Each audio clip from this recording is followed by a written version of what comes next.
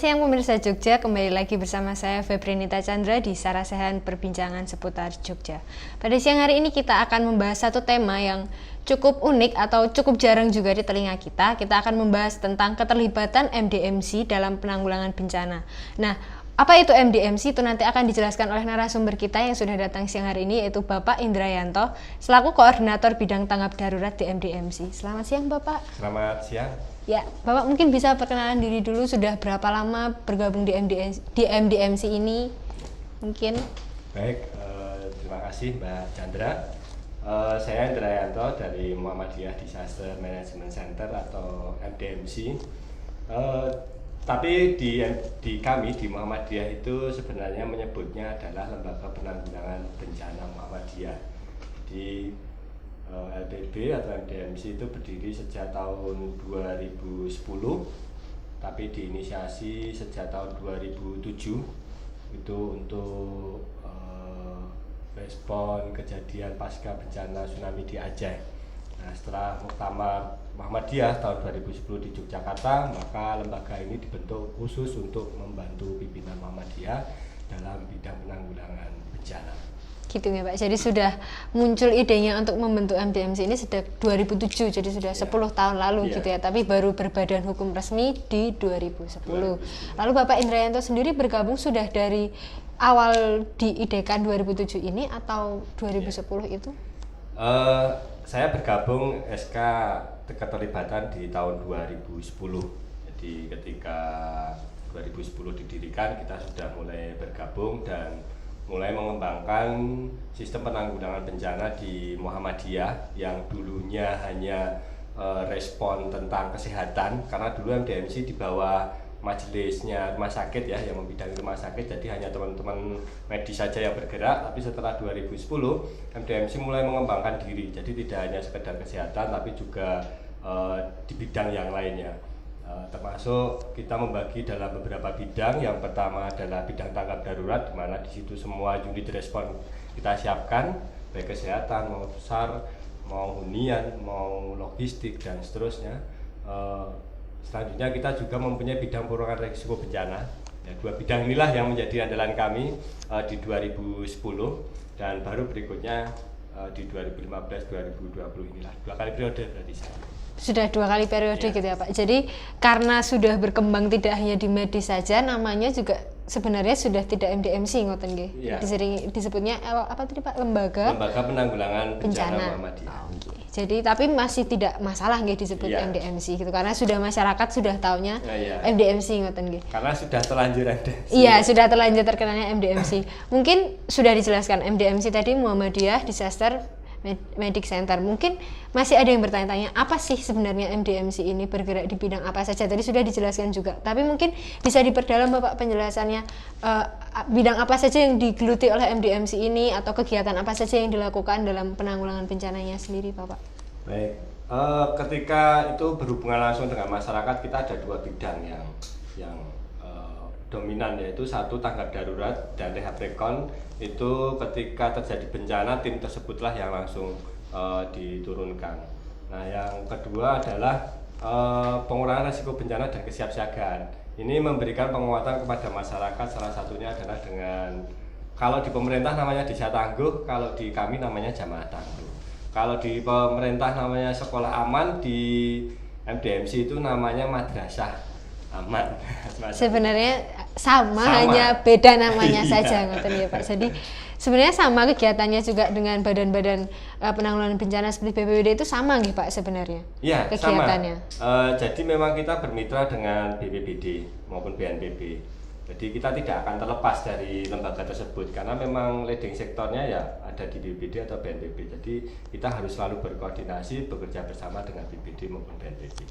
Jadi untuk kegiatan-kegiatannya itu sinkron gitu ya Pak, karena saling berkoordinasi terus dengan BPBD. Untuk BPBD DIY sendiri, kira-kira MDMC ini sudah berapa lama bekerja sama atau sejak kapan bekerja sama bermitra dengan BPBD DIY Pak? Dengan BPBD DIY itu 2013. Kalau tidak salah ya. Tapi sebelum 2013 kita pernah respon di kejadian puting beliung di Bromoniran, Depok, Sleman. Itu Itu kita sudah bermitra, berkoordinasi bersama. Terus yang kedua adalah 2013 pelaksanaan gladi. Kalau tidak salah gladi erupsi tsunami di Bantul. Di 2013 Ya. nih Pak. Jadi sebelum 2013 sudah mulai bermitra, Ya. tapi resmi bermitranya di 2013 Ya. itu. Gitu. Untuk itu sudah dari 2013 bermitra, bentuk dukungan apa saja yang diberikan dari MDMC ini kepada BPBD baik dalam penanggulangan bencana ataupun penanganan kedaruratan, itu dukungannya seperti apa Pak? Sebenarnya lebih banyak dukungannya BPBD ke kami daripada Terbalik MDMC ke ingatan ya? BPBD. Oh Ya. gitu. MDMC itu hanya berkontribusi kepada sumber daya manusia. Jadi ketika BPBD mempunyai beberapa program di masyarakat yang harus dikerjakan, nah itu kami biasanya membantu di situ. Yang kedua adalah karena leading sektornya tetap di BPBD, jadi kami mengikuti proses dan alur yang diselenggarakan oleh BPBD dalam penanggulangan bencana. Tapi kalau BPBD berkontribusi kepada kami banyak dibantu fasilitasi peralatan, kami banyak dibantu fasilitasi peningkatan kapasitas sumber daya. Untuk itu mungkin bisa diceritakan juga Bapak bentuk dukungan yang diterima dari BPBD ini apa? Jadi kan simbiosis mutualisme ngoten ya Pak. MDMC membantu BPBD, demikian juga BPBD membantu MDMC. Nah, bentuk dukungan apa saja yang sudah diterima dari BPBD ini untuk kegiatan-kegiatannya MDMC yang dirasa itu sangat membantu? Kami sangat terbantu oleh fasilitas BPBD yang selama ini memang boleh digunakan oleh siapapun. Jadi peralatan yang ada di BPBD itu kami gunakan untuk peningkatan kapasitas sumber daya kami, serta beberapa personel di BPBD, baik di TRC maupun Pusdalop itu sangat membantu ketika kami melakukan diklat. Jadi diklat yang kami selenggarakan itu biasanya fasilitator, narasumber, instruktur itu dari teman-teman BPBD. Itu yang membantu kami ya selama ini memberikan dukungan sepenuhnya kepada lembaga non-pemerintah atau MDMC yang bermitra dengan BPBD. Jadi sangat membantu untuk meningkatkan kapasitas dari petugas MDMC ngoten ya Pak. Lalu mungkin yang saya ingin tanyakan juga, apakah untuk program-program kerjanya MDMC ini juga mengacu pada kegiatan-kegiatannya BPBD DIY atau BPBD lainnya, atau saling memberikan masukan ngoten Pak? Maksudnya apakah dari MDMC ini mencontoh dari yang dilakukan oleh BPBD atau bagaimana Bapak? Iya, kita saling memberi masukan sebenarnya, terutama untuk penguatan di masyarakat yang membangun jamaah tangguh atau desa tangguh itu sebenarnya dengan modul yang sama, cuma kita membagi area saja. Kita juga bekerja mandiri untuk itu, tapi kita juga mengerjakan untuk program-program yang dilakukan baik dari BNPB maupun BPBD di tingkat provinsi maupun kabupaten. Jadi memang kita selalu berbagi, jadi selalu menyampaikan kalau di tahun anggaran misalnya 2017 programnya BPBD seperti apa, kegiatannya MDMC seperti apa, itu sudah saling dibicarakan untuk disinkronisasikan ketika di lapangan. Jadi saling memberi masukan ngoten ya Pak. Jadi ketika MDMC punya satu program kerja yang akan dilakukan itu dikomunikasikan ngoten nggih. Lalu sampai saat ini sejak bermitra dari tahun 2013, kegiatan apa saja yang sudah dilakukan bersama dengan BPBD, baik BPBD provinsi ataupun kabupaten atau bahkan BNPB, itu kegiatan apa saja yang sudah diikuti? Kalau event yang paling besar adalah gladi tsunami, gladi erupsi Merapi, gladi gempa bumi, itu kegiatan-kegiatan besar yang melibatkan banyak komponen dan kami memberikan dukungan sepenuhnya baik sumber daya maupun peralatan yang dimiliki oleh MDMC untuk memberikan dukungan kepada BPBD, karena di gladi itulah kita mencoba sistem koordinasi yang dibangun oleh BPBD. Jadi kalau sebenarnya besok terjadi, maka peran yang sebenarnya pula itu yang akan kita lakukan. Jadi, kalau untuk selain gladi, mungkin untuk penanggulangan bencana itu apa saja yang sudah dilakukan, pengalaman dari tahun 2013 sampai tahun 2017 ini, apakah sudah ada kegiatan penanggulangan yang diikuti oleh MDMC? Kalau di DIY saya kira belum ada respon besar ya. Ya banjir. Momentum yang besar gitu belum ada ya Pak? Belum ada. Hanya banjir kecil yang itu kita gunakan untuk mencoba melatih berkoordinasi dengan teman-teman di TRC maupun Pusdalop. Komunikasinya melatih komunikasinya ya. Lalu tadi sudah disebutkan oleh Pak Indra bahwa momen besar yang diikuti oleh MDMC ini momen gladi yang dilaksanakan oleh BPBD. Menurut Bapak dari MDMC, salah satu mitra yang bekerja sama ketika nantinya ada bencana. Kita tidak meminta ya Bapak tentu saja. Tapi menurut Bapak seberapa penting, seberapa besar peran komunikasi bahkan peran Gladi ini untuk kerjasama antar mitranya BPBD ini Bapak? Kira-kira. Gladi ini kan sebenarnya implementasi dari rencana kontingensi. Jadi rencana kontingensi yang dibikin oleh BPBD bersama stakeholder instansi pemerintah daerah maupun lembaga non pemerintah itu diujinya di Gladi. Diwujud nyatakannya di Gladi. Nah, ketika di Gladi itu semua peran, semua komponen itu sudah bisa menjalankan tupoksinya, maka ketika terjadi bencana ya sebenarnya peran-peran tersebut akan secara otomatis tidak sudah harus, siap ya, tidak harus diberi. Tapi memang ada beberapa kendala, jadi memang harus dikerjakan tiap tahun latihan itu. Rutin ya, ya rutin. Pak? Setidaknya satu tahun 2 kali, satu tahun 2 kali itu ada latihan petugas dan masyarakat. Itu setidaknya harus terus menerus karena kalau tidak hilang ilmunya ilmu hilang sama momentumnya hilang, sudah hilang ya. Sudah pudar ya Pak, terlalu lama. Ya. Lalu kalau untuk Gladi itu kan salah satu latihan besar yang dilaksanakan oleh BPBD. Kalau dari MDMC-nya sendiri apakah melakukan Gladi itu untuk personilnya sendiri di dalam MDMC secara rutin atau tidak Bapak? Ya, kami juga menyelenggarakan sendiri sebenarnya. Walaupun kami secara Gladi yang dilakukan oleh BPBD menjadi komponen utama di situ, tapi kami juga menyelenggarakan sendiri untuk Gladi atau latihan di setiap klaster. Jadi kami ada klaster medis, klaster SAR, klaster psikososial, klaster logistik. Ini masing-masing kami uji cobakan.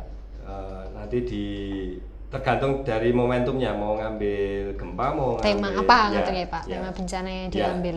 Tapi itu dilaksanakan secara rutin juga Ya, oleh kalau personil. di MDMC dilaksanakan oleh setingkat kabupaten. Jadi satu kabupaten misalnya Bantul kasusnya tsunami, dia nanti akan mengundang kabupaten kota yang lain untuk ikut dalam. Jadi mengadakannya per kabupaten. Iya, iya. Lalu mungkin yang belum sempat dijelaskan tadi, MDMC ini ada berapa sih Pak personilnya yang siap ketika nanti mungkin ada situasi kedaruratan, berapa personil yang siap untuk membantu masyarakat bersama BPBD ini, ada berapa Pak? Kalau untuk rumah sakit kita punya yang kita siapkan rumah sakit PKU Kota Yogyakarta sama rumah sakit Bantul itu rumah sakit utama. Terus nanti ada beberapa rumah sakit, misalnya rumah sakit PKU Gamping sama beberapa rumah sakit yang setingkat pratama yang dimiliki oleh PKU Muhammadiyah. Yang kedua, kita mempunyai kekuatan SAR itu kurang lebih sekitar 300 personil ya Pak? Iya, se-DIY. Dan kita mempunyai komponen mahasiswa kurang lebih ya 75 ya. Orang ya. Ya. Cukup besar ya Pak Ya, untuk bantuan ya. ketika ada situasi Dan kami kedaruratan. punya di kabupaten kota Mbak, jadi setiap kabupaten kota itu ada kepengurusan MDMC-nya dan mereka punya kekuatan, salah satunya adalah kekuatan SAR itu yang memang tertanam di kabupaten. Per kabupaten katanya Pak. Lalu tadi sempat disebutkan bahwa ada anggotanya dari mahasiswa. Kira-kira mungkin kalau ada penonton yang mahasiswa yang mungkin ingin bergabung dengan MDMC itu bagaimana caranya? Mungkin ada cara khusus atau tidak Bapak mungkin? Tidak, jadi silakan kalau mau bergabung, kami punya komunitas yang namanya Komunitas Relawan Muhammadiyah.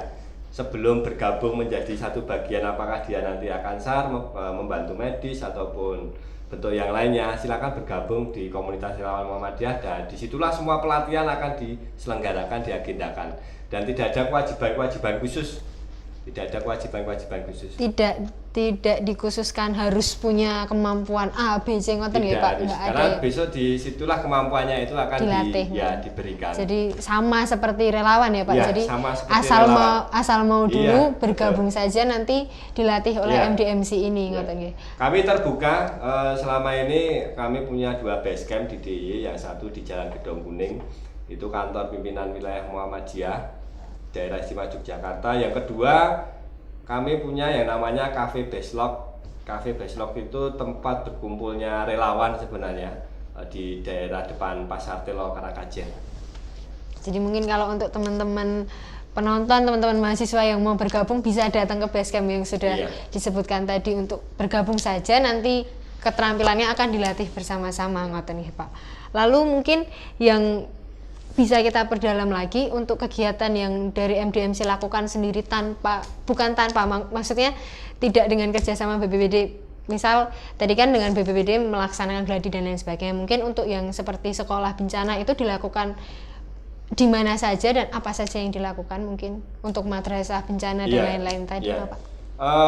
Kami punya pendampingan yang di wilayah lereng Merapi, itu ada juga yang di Desa Kepuh, SD Muhammadiyah Kepuh, terus ada juga kami di Sri Gading, tapi ini daerah pesisir untuk kasus tsunami, jadi sekolah dasar di situ juga ada. Di situ terbangun bersama dengan Desa Tangguhnya, jadi satu paket Desa Tangguh dengan Sekolah Aman.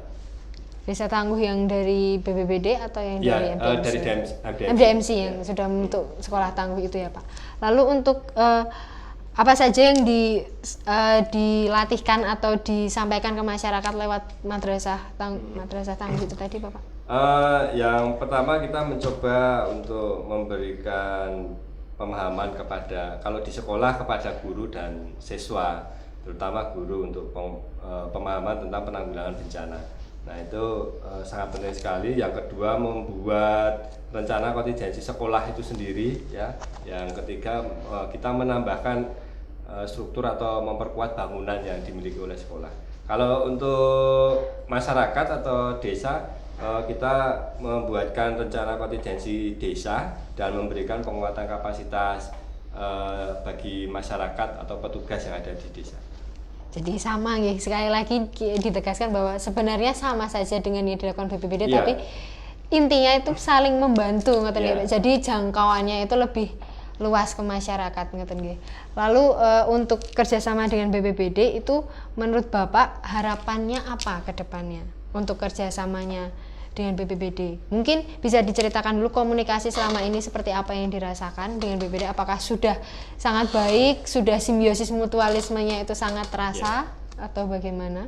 Selama ini kalau kami melihat BPBD Provinsi Daerah Istimewa Yogyakarta ini sangat baik memfasilitasi kebutuhan masyarakat tentang pengetahuan penanggulangan bencana.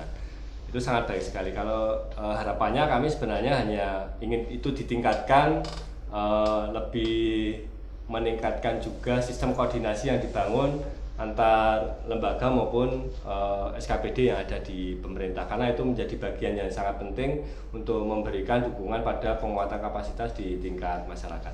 Gitu. Nggih Bapak. Lalu untuk yang sudah dirasakan selama ini ketika akan mengadakan gladi atau kegiatan lain, apakah menurut Bapak sudah komunikasinya itu apakah sudah terasa enak untuk mitra-mitranya BPBD, atau mungkin ada yang harus dibenahi dari BPBD, atau saran apa yang ingin disampaikan untuk BPBD? Iya, ke BPBD sebenarnya kita sudah banyak hal terlibat dan komunikasi yang dibangun juga sangat baik sekali, karena semua persoalan dan persiapan khususnya untuk event atau agenda tertentu itu memang dipersiapkan dengan baik. Ya. Jadi sudah cukup enak komunikasinya dengan BPBD. Lalu kira-kira menurut Bapak ke depannya apa harapan dari MDMC sendiri untuk masyarakat ketika akan bergabung ke MDMC atau ketika ada bencana, itu apa harapannya dari MDMC selaku salah satu mitra yang juga bergerak di bidang kebencanaan? Iya, baik. Jadi begini, kalau khusus daerah istimewa Yogyakarta itu sekarang relawan itu kan banyak sekali. Kota relawan di itu. Jadi kita mau mencari relawan seperti apa aja ada. Ya. Tersedia di Jogja gitu. Tersedia. Hampir semua kabupaten kota itu memfasilitasi untuk itu. Nah, yang perlu dibangun menurut kami adalah sistem koordinasinya. Jadi ketika siapa melakukan apa di mana itu ada yang ngatur, ada yang mengelola. Tidak asal melakukan. Itu satu. Yang kedua, kalau bagi teman-teman relawan ya APD itu menjadi nomor satu. Alat perlindungan diri itu nomor satu. Banyak kecelakaan yang terjadi pada saat respon itu hanya gara-gara tidak memakai alat perlindungan diri. Karena saking semangatnya untuk membantu jadi lupa keselamatan diri sendiri. Itu mungkin itu jadi masalah untuk para relawan yang juga dirasakan oleh MDMC ya Bapak?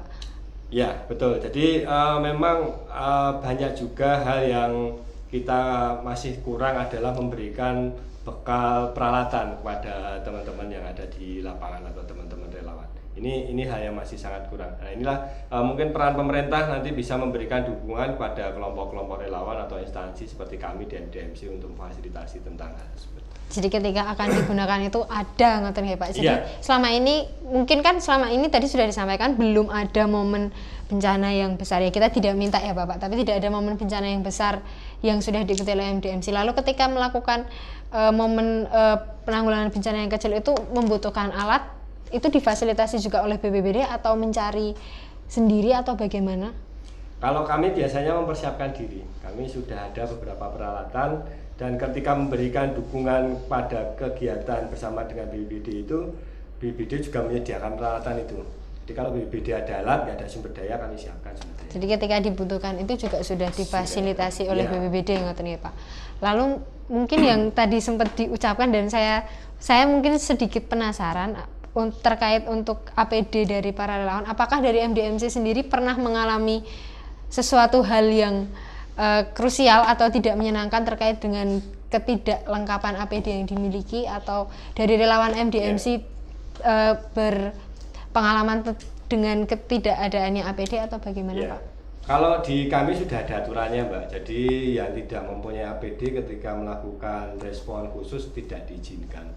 Jadi memang kami secara lembaga menyiapkan APD tersebut walaupun jumlahnya tidak banyak ya. Tapi ada kita ya, Pak, punya disediakan 12 set untuk APD alat perlindungan diri, cuman ketika responnya harus membutuhkan 20 orang ya nggak bisa kami memaksakan harus 20 orang ya. Jadi 12 yang bergerak ya. Jadi memang sudah diatur secara ketat dan belum ada dan jangan sampai ada ngoten nggih Pak. Ya, bagi kami adalah keselamatan adalah hal yang utama. Jadi kami tidak mau mengambil resiko untuk menambah korban baru. Jadi kalau memang harus bekerja untuk 12 orang, ya tetap kita bertahan untuk harus 12 orang. Kemudian untuk anggota SAR yang berjumlah 300 orang ini, bagaimana komunikasi yang dilakukan dari MDMC untuk mengkoordinir 300 orang itu tadi yang dari beberapa kabupaten ya Bapak, tersebar di beberapa kabupaten, itu komunikasinya gimana Pak? Dan apa saja kegiatan yang dilakukan untuk tetap mengikat 300 orang ini? Kami ada yang namanya net control radio. Jadi setiap malam jam 8 malam itu setiap kepala atau pimpinan regu itu mengikuti net control. Jadi ada sekitar kurang lebih 15 pimpinan regu yang ada di kabupaten kota itu wajib mengikuti net control. Itulah yang kita bangun untuk membangun komunikasi dan jaringan. Itu rutin ya Pak? Setiap hari? Setiap malam. Setiap malam aja? Setiap malam. Cuma persoalannya begini, hari ini 300 gitu ya. Belum tentu besok itu juga menjadi 400 Mbak. Karena 300 orang itu ada juga yang setelah lulus pulang ke rumah. Oh gitu. Iya.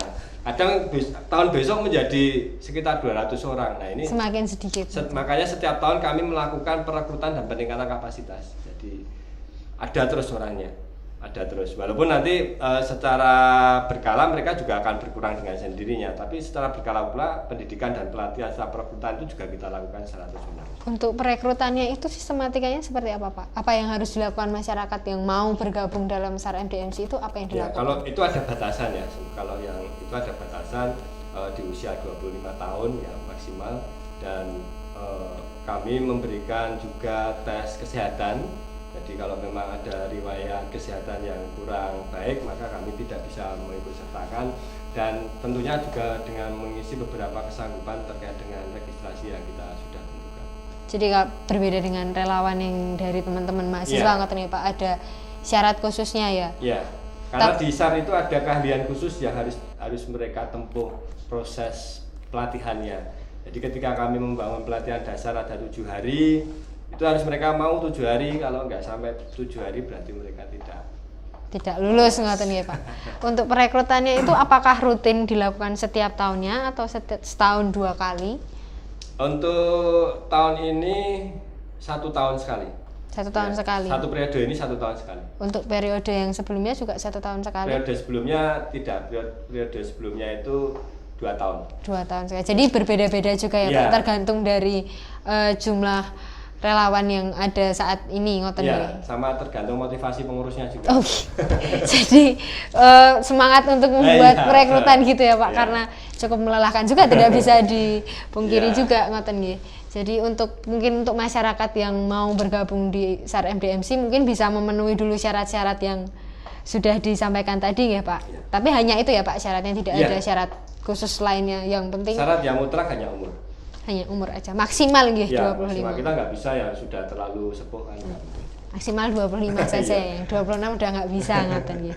Ya, saya sudah kehabisan pertanyaan. Bapak mungkin ada yang ingin disampaikan ke masyarakat terkait MDMC, mungkin yang masyarakat ini seharusnya tahu MDMC ini apa. Mungkin ada yang ingin disampaikan dari Bapak sendiri. Baik, Muhammadiyah Disaster Management Center itu juga merupakan di Muhammadiyah sebagai lembaga penanggulangan bencana. Lembaga setingkat majelis yang membantu pimpinan. Jadi tugas kami sepenuhnya hanya khusus untuk penanggulangan bencana yang meliputi kegiatan tanggap darurat atau kedaruratan. Yang kedua meliputi kegiatan pengurangan resiko bencana, dan yang ketiga adalah meliputi kegiatan kesiapsiagaan serta mitigasi. Nah, itu yang kami lakukan selama 2 periode ini, baik di tingkat daerah istimewa Yogyakarta maupun di seluruh Indonesia. Jadi di MDMC ada 34 provinsi di Indonesia, kami sudah ada 23 provinsi. Perwakilan di setiap provinsinya Iya. ya Bapak.